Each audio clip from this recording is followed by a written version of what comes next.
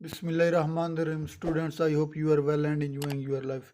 Students, हमने urinary system of human start किया हुआ था। हमने यूरेनरी सिस्टम ऑफ ह्यूमन में हमने लास्ट टॉपिक जो डिस्कस किया था वो हमने किडनी को डिस्कस किया हुआ था। Kidney as an excretory system वो डिस्कस किया था और हमने नेफ्रॉन की टाइप्स डिस्कस की थी। और आज हमने डिस्कस करना है structural and functional unit of nephron. जैसे कि हमने स्टार्ट में डिस्कस किया कि जो नेफ्रॉन है वो किडनी का स्ट्रक्चरल और फंक्शनल यूनिट है, वो नेफ्रॉन्स है। आज हमने जो डिस्कस करना है वो स्ट्रक्चर ऑफ नेफ्रॉन डिस्कस करना है। स्ट्रक्चर ऑफ नेफ्रॉन में तीन जो उसके मेन पार्ट्स आते हैं। फर्स्ट पार्ट आता है रेनल कॉर्पस, सेकंड आता है ट्यूबुलर सिस्टम और थर्ड आता है collecting duct. Renal corpus, renal corpuscle में मेन जो आता है वो ग्लोमेरुलस, बोमेंस कैप्सूल्स। ग्लोमेरुलस जो है ये हम देख रहे हैं कि ये एक जो शेप है ये नेफ्रॉन्स की है। इस नेफ्रॉन की शेप में जो ये है ये ग्लोमेरुलस कैप्सूल है, यानी कि ग्लोमेरुलस। ग्लोमेरुलस निकले जैसे गोल कहते हैं, किसी चीज़ को गोल हो तो उसे हम ग्लोमेरुलस कहते हैं। यानी कि ये बॉल्स ऑफ कैपिलरीज है, ये जो आप देख रहे हैं कैपिलरीज हैं, यानी कि बॉल्स ऑफ कैपिलरीज को ग्लोमेरुलस कहते हैं।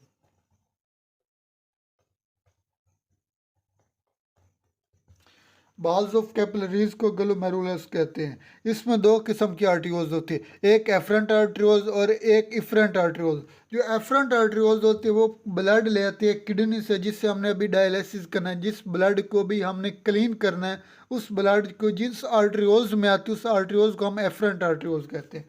यानी कि जिस आर्टियोल्स में ब्लड टुवर्ड्स द किडनी आता है उसे हम एफरेंट आर्टियोल्स कहते हैं।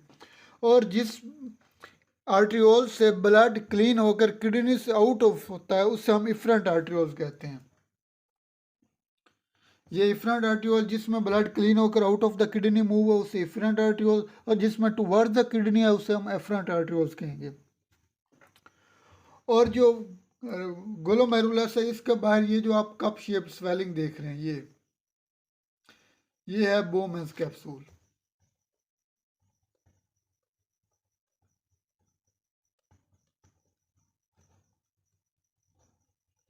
बोमेंस एक साइंटिस्ट का नाम है जिसने सबसे पहले नेफ्रॉन को स्टडी किया था। उसने अपने नाम से इसको कैप्सूल का नाम दिया जिसे बोमेंस कैप्सूल कहेंगे। ये बोमेंस कैप्सूल है, ये कप शेप्ड स्वेलिंग है और जिसने अराउंड होगा ये ग्लोमेरुलस के।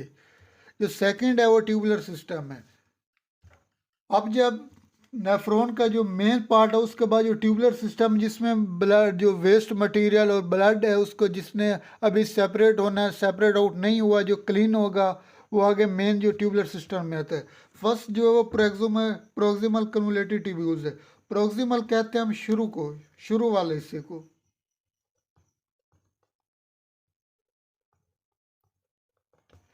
यानी और कन्वोलेटेड मीन्स ये जो ट्यूब्यूल्स होते हैं ये स्ट्रेट नहीं होंगे बल्कि ये यूं बलदार होंगे, ये जो आप देख रहे हैं।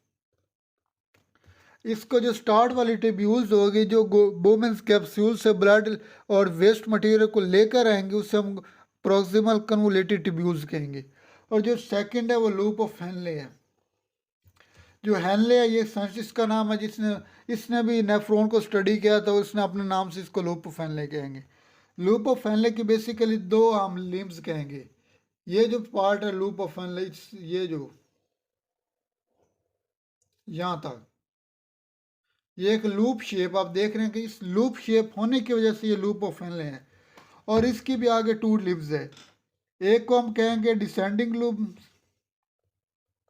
लिम्स,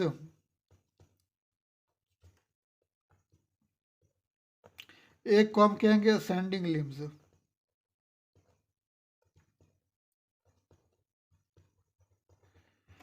डिसेंडिंग लिम्स यानी कि ये जो आ रही है ना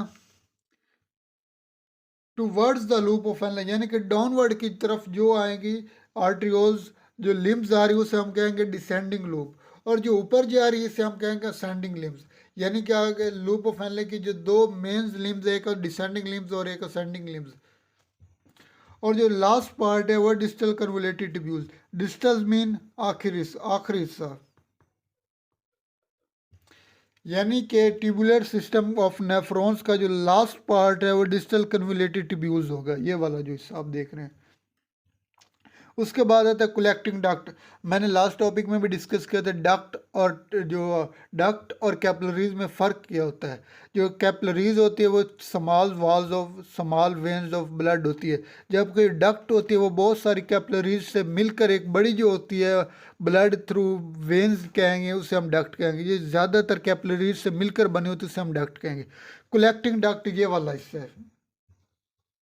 यहाँ से लेकर यहाँ तक, यानी कि जो ब्लड आया हमारी किडनी से, नेफ्रॉन से होता हुआ, लूपोफेलेस से होता हुआ डिस्टल कन्वोल्यूटिव ट्यूब्यूल्स के बाद जब उसने एक्सक्रीशन होना है, ब्लड एलिमिनेट आउट होता है, तो उसके अंदर बहुत सारे मिनरल्स होते हैं, बहुत सारे यूजफुल सब्सटेंसेस होते हैं, वहाँ से रिअब्जॉर्प्शन होनी है। रीअब्जॉर्प्शन होकर दोबारा ये किडनी में जाएगा, जब किडनी में दोबारा ये सेपरेट होकर जो यूजफुल सब्सटेंसेस होगा बॉडी में मूव हो जाएंगी, और बाकी जो एंड पे यूराइन बचेगा, यूराइन की फॉर्म में वेस्ट मटेरियल उससे बॉडी से एलिमिनेट आउट हो जाएगा। और ये यूराइन फॉर्मेशन का प्रोसेस क्या है उसे हम डिस्कस करते हैं वन बाय वन। सबसे जो फर्स्ट प्रोसेस है उसे फिल्ट्रेशन कहेंगे। फिल्ट्रेशन में क्या होता है, ये ब्लड आया ग्लोमेरुलस में आया, ग्लोमेरुलस में जब फिल्टर होगा बोमेंस कैप्सूल में, तो जो फिल्टर होगा इस प्रोसेस को हम फिल्ट्रेशन कहेंगे। यानी कि जो ब्लड आया ग्लोमेरुलस में और वो ग्लोमेरुलस से सेपरेट होकर फिल्टर होकर बोमेंस कैप्सूल में चला गया, उसे हम कहेंगे फिल्ट्रेशन। उस प्रोसेस को, उस ब्लड को हम फिल्ट्रेट ब्लड कहेंगे। फर्ज किया हमने केमिस्ट्री में जो देखा कि एक ये बीकर है, आपको समझाने के लिए बता रहा है, अगर ये बीकर है इसमें कोई मिनरल, कोई मटेरियल फिल्टर होने के लिए हमने अगर डाला है, तो कुछ ऐसा होगा मटेरियल जो फिल्टर होने के बाद नीचे बैठ जाएगा, और कुछ जो ऊपर होगा वो रेजिड्यू होगा, और जो नीचे बैठेगा वो हम फिल्ट्रेट कहेंगे, जो बाकी बचेगा उसे हम रेजिड्यू कहेंगे। इसी तरह जो ब्लड आया ग्लोमेरुलस में और जो फिल्ट्रेट होगा वो बोमेंस कैप्सूल में चला जाएगा, जो भी फिल्ट्रेट नहीं हुआ वो वापस चला जाएगा ग्लोमेरुलस में। Blood passing through glomerulus is filtrate into the बोमेंस capsules, यानी कि जो ब्लड फिल्टर हो जाएगा ग्लोमेरुलस वो बोमेंस कैप्सूल में चला जाएगा। और यहाँ पे एक शॉर्ट क्वेश्चन भी है और इंटरेस्टिंग क्वेश्चन भी है कि सवाल पैदा होता है कि जो ब्लड है वो ग्लोमेरुलस में ही फिल्ट्रेट क्यों होता है। इसके सबसे इम्पोर्टेंट और सबसे इंटरेस्टिंग बात यह है कि जो ग्लोमेरुलस के वाल्स हैं ना वो पोरस होती है।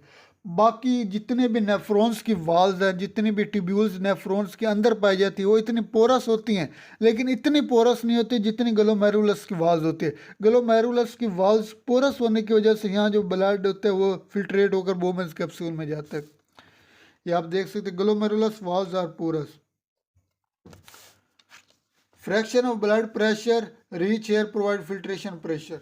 इस बात को समझने के लिए आपने देखो कि अगर कोई पाइप है, पानी का पाइप हम ले लें, पानी के पाइप को अगर हम स्ट्रेट रखें तो उसमें इतना प्रेशर नहीं होगा। अगर हम उसे यूं बल खाते हुए बनाएं, यानी कि उसमें सलवट वगैरह डालेंगे तो उसका प्रेशर हाई होगा। इसी तरह वो ब्लड का प्रेशर हाई करने के लिए जो ग्लोमेरुलस होगा उसकी जो ट्यूब्यूल्स होगी वो यूं कर्व्ड होगी ताकि उसका प्रेशर हाई होगा। जब प्रेशर हाई होगा तो उससे ज़्यादा फिल्ट्रेट आउट मूव करेंगे, और जो फिल्ट्रेट प्रेशर की वजह से मूव होगा तो फिल्ट्रेट को हम फिल्ट्रेशन प्रेशर कहेंगे। सेकंड जो पार्ट है वो ग्लोमेरुलस फिल्ट्रेट, यानी कि जो फिल्ट्रेट पार्ट बच गए हैं वो भी प्यूरी फिल्ट्रेट नहीं हुआ, उसमें से यूराइन अभी सेपरेट नहीं हुआ, वो मज़ीद जो होगा वो ग्लोमेरुलस में जो बचेगा उसे हम ग्लोमेरुलस फिल्ट्रेट करेंगे।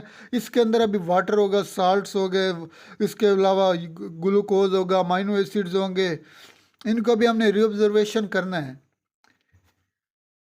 Filtrate appearing in the glomerulus is called in glomerulus filtrate, यानी कि जो भी फिल्ट्रेट्स ग्लोमेरुलस में आएंगे उन्हें हम ग्लोमेरुलस फिल्ट्रेट कहेंगे। It contain water, salt, useful substances such as amino acid, glucose in aqueous solution, यानी कि जब सब्सटेंसेस है ये यूजफुल, इससे हमने अभी एलिमिनेट आउट बॉडी से नहीं होने देना, बल्कि इससे हमने मजीद रीअब्जॉर्वेशन करवानी है ताकि बॉडी में से वाटर की डिहाइड्रेशन ना हो सके। डिहाइड्रेशन से भी बचना है, ताकि अगर डिहाइड्रेशन होगी तो फिर हमारे बॉडी में पानी की कमी होगी, उससे भी बचने के लिए और बाकी यूजफुल सब्सटेंसेस को भी वेस्ट मटेरियल्स होने से बचाने के लिए हमने रीअब्जॉर्प्शन होगी। रीअब्जॉर्प्शन में क्या होगा, all useful substances are reabsorbed in the proximal convoluted tubules, जितने भी यूजफुल सब्सटेंसेस होंगे ये यहाँ पे आ जाएंगे प्रॉक्सिमल कन्वोल्यूटेड ट्यूब्यूल्स में। It contain waste when leave proximal convoluted tubules, जब ये प्रॉक्सिमल कन्वोल्यूटेड ट्यूब्यूल्स को लीव करेगा तो बाकी वेस्ट बचेगा। अब सेक्रीशन जो हो गई है, इसका नहीं है ना कि जो बाकी बचे वो उसको हमारी बॉडी से सेक्रीशन के यूराइन के फॉर्म में एलिमिनेट हो गए, नहीं, बल्कि जो सेक्रीशन होती है ये बहुत सिलेक्टिव होती है, हर चीज़ को अपनी बॉडी से एलिमिनेट नहीं होने देती। इसमें जो मेनली होता है वो यूराइन की होती है, कंसनट्रेटेड फॉर्म होने की वजह से इसमें एसिड फॉर्म ज़्यादा होती है, यानी कि हम कह सकते हैं कि इसमें H+ आयन ज़्यादा होते हैं। H+ आयन ज़्यादा होने की वजह से जो हमारा यूराइन होता है वो कंसनट्रेटेड होता है, और इससे हमारे बॉडी की मेंटेन भी pH भी मेंटेन रह सकती है। तो आज के लिए हमने स्ट्रक्चर ऑफ नेफ्रॉन डिस्कस किया है ब्रीफली, और इंशाल्लाह हम नेक्स्ट जो टॉपिक हमारा होगा उसमें हमने ये डिस्कस करना कि जो यूराइन होता है वो कंसनट्रेटेड क्यों होता है। तो इंशाल्लाह मिलेंगे नेक्स्ट वीडियो में, तब तक के लिए अल्लाह हाफिज़।